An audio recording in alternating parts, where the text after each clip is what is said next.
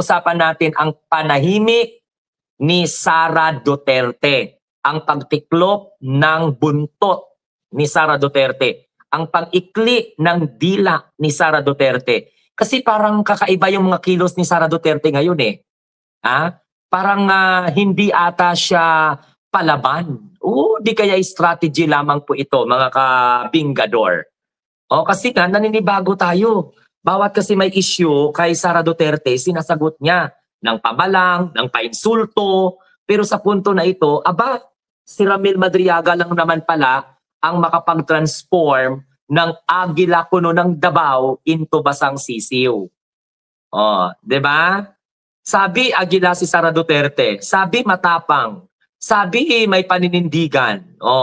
Bakit naduduwag sa isa pong statement ni Ramil Madriaga?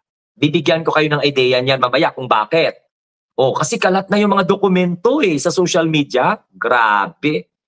Dapat si Sara Duterte mag-resign na ito, nakakahiya ka na. No? Hindi na tama na mananatili ka pa sa posisyon mo.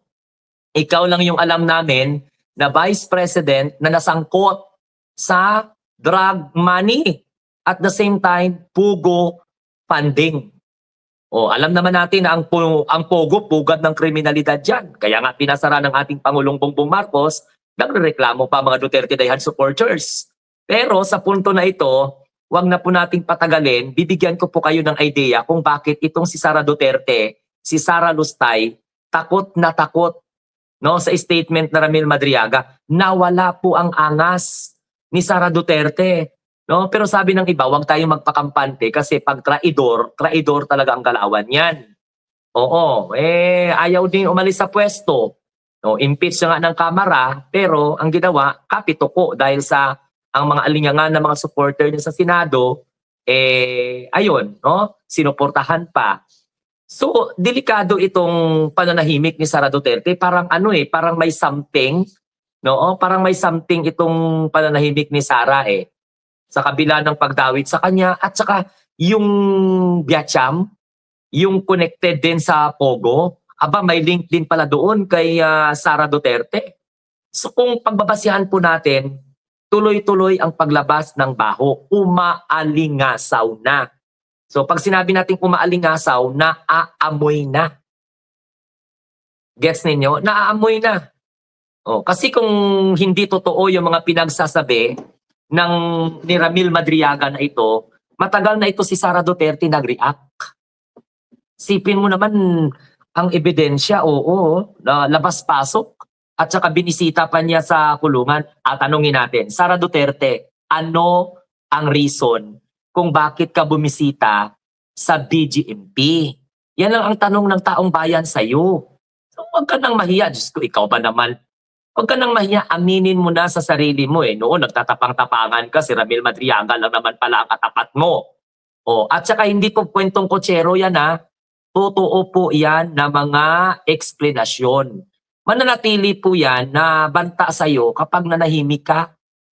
Ikaw ba naman, ang galing-galing mo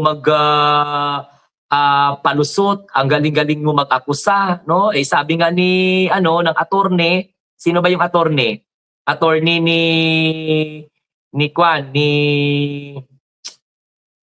Ramil Madriaga. Itong si Juan Palad. Si Palad pala. Grabe, si Palad pala tong Pero hindi ko makikita kung ano pong nangyayari. Wait lang. Kaya gusto kong ipakita sa inyo yung mga realidad ng mga statement na ito.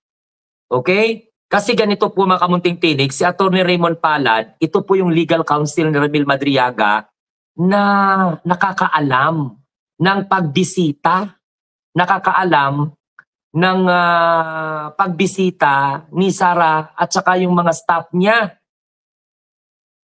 Ang tinatanong ng taong bayan, ano ang ginagawa ni VP Sara doon sa annex? Ito naman ito ay hinahamon ka ni Pebbles. Actually, hinahamon si Sara Duterte ni Pebbles na magsalita at syempre pasinungalingan mo.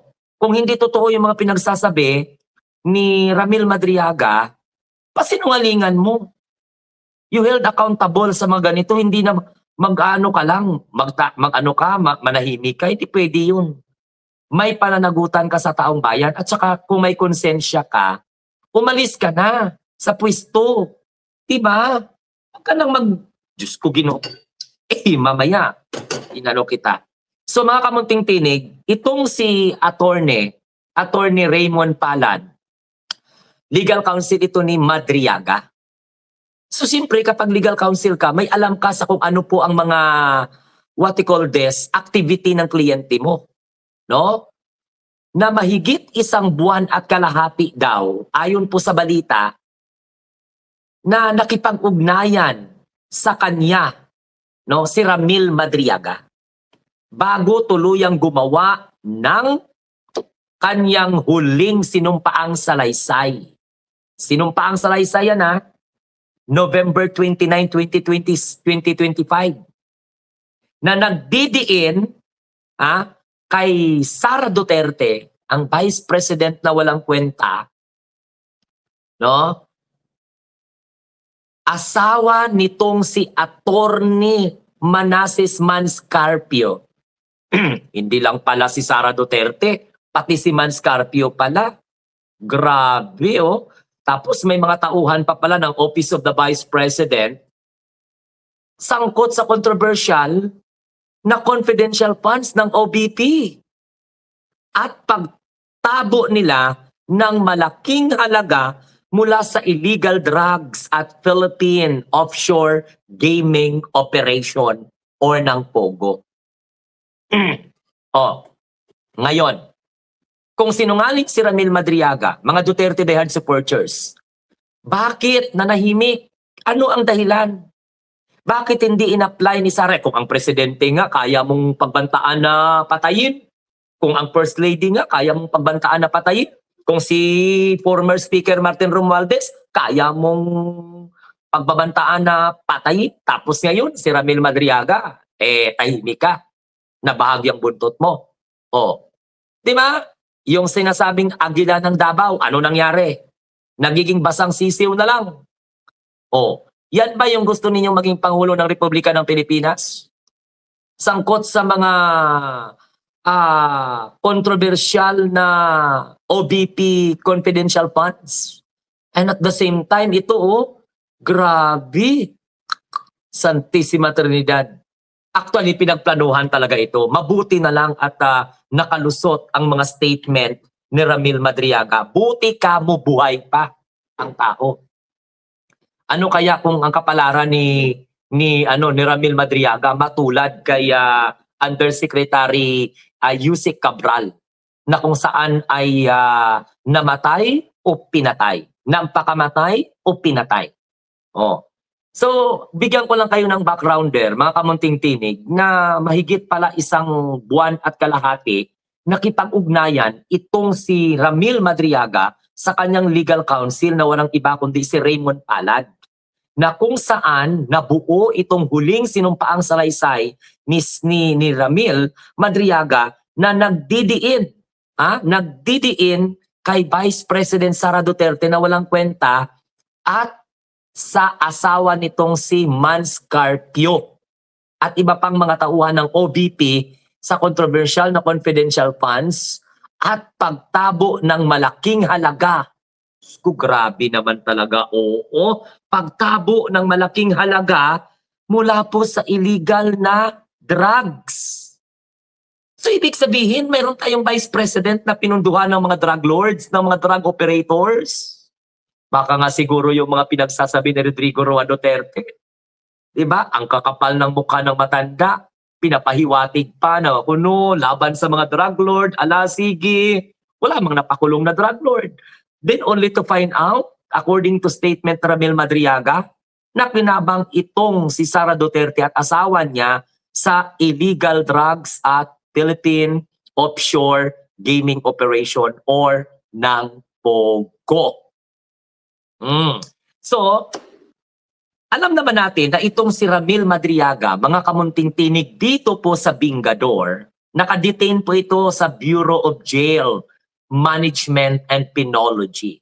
Bago pa po lumabas ang mga ganitong issue, ang dami na pong mga revelation yung mga kasamahan po natin ng mga influencer na concerned, of course, sa ating gobyerno at sa ating mahal na Pangulo na hindi po maagaw ni Sara Duterte ang presidency. Nakakulong ito sa BGMP, sa Bureau of Jail and Management and Penology.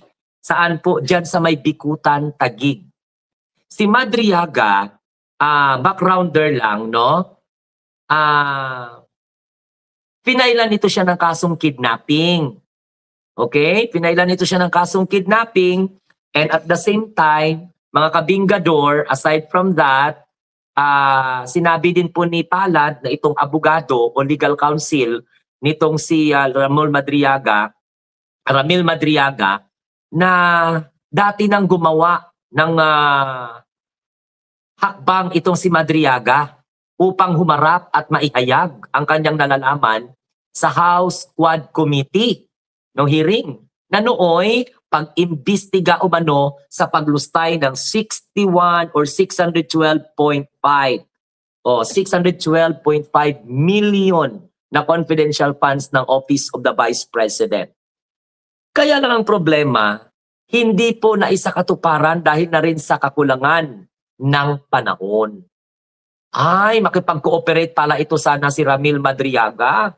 Sana, no? Sana kung hindi kinapos ng kung hindi kinapos ng panahon, so dapat mag-testify pala ito sa House Quad Committee.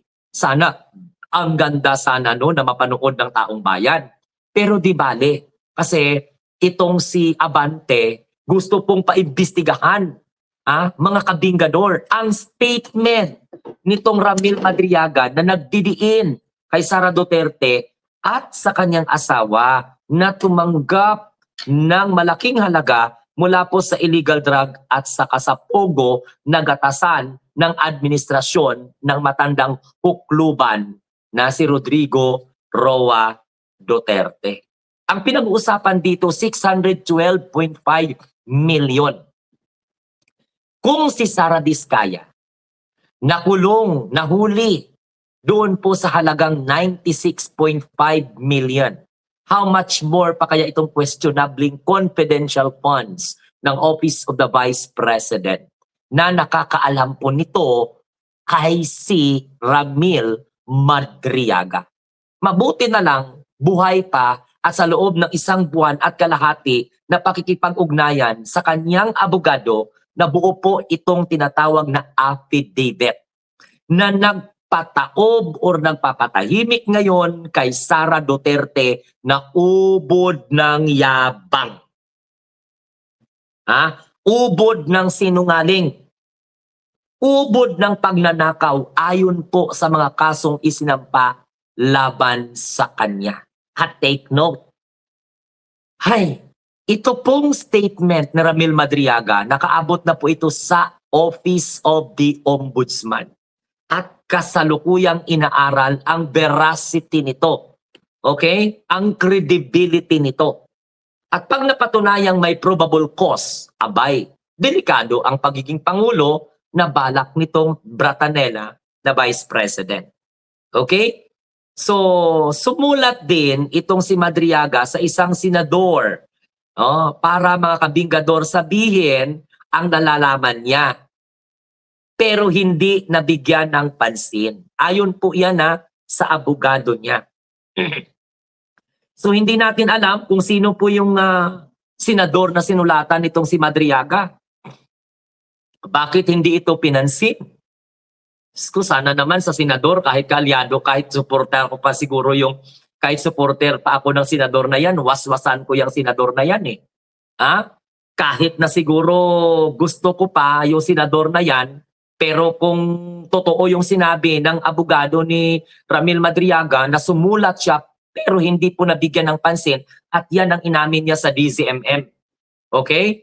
Yan ang inamin ni Raymond Palad, ang nagsirbing legal counsel nitong si Ramil Madriaga. Lumapit na pala ito, mga kaibigan, mga kababayan, mga kabingador. Nagpahiwatig na rin pala itong makipag-cooperate sa House Quad Committee. Now, ngayon, mga kababayan, mga kabingador, At dahil ganito, anya pa, sabi pa dito ng abogado ni Ramil Madriaga, nagtagpo ang kanilang landas ni Madriaga matapos daw magtanong-tanong, ang abogado sa kanyang makasamahan sa piitan kung sino ang mairekomenda nilang abogado. So ibig sabihin nagtagpo pala kasi ganito po yon ang kwento. Itong si Ramil Madriaga, nagtanong-tanong pala sa kanya, mga kasamahan sa piitan, kung sino daw ang marekomenda nilang abogado para tulungan siya na maghanda ng affidavit laban kay Sara Duterte. Grabe naman talaga, oo. Kaya pala tahimik si Sara Duterte, animal niya. Andyan pa ba kayo? Pasensya nyo lang. Ay, naku, pasensya na kayo, nang gigigil ang tarugo ko. Hindi po ako makakapagbati sa inyo. Kasi alam mo kung bakit. Kung tatlo sana yung cellphone ko o may monitor ako dito, habang nagla-live ako dyan, titingnan ko yung mga comment, tapos dito babasahin ko kung ano yung mga gusto kong basahin, then makikita ko yung mga comment, yun ang babasahin ko. Paano wala akong comment na nakikita? Di ba? So sa loob ng isang oras, umasa na kayo na hindi ko pa kayo mabati-bati. Bawi na lang. Batiin na lang kayo na makasamahan natin ng mga bingador. Okay? Andyan po si Boss Mike Cervera, si Chris Ulo, of course, andyan din po si Takero Miyamoto, andyan din po si Jake Magnus. Ang dami pang iba. Andyan po pa si Munting Tinig. Diba? Wala kang kawala, Regador, kayo ay maganda, Regador, galit sa masama, Regador, ang sa inyo bebenga, Regador, wala kang kawala, Regador, kayo ay maganda, Regador, galit sa masama.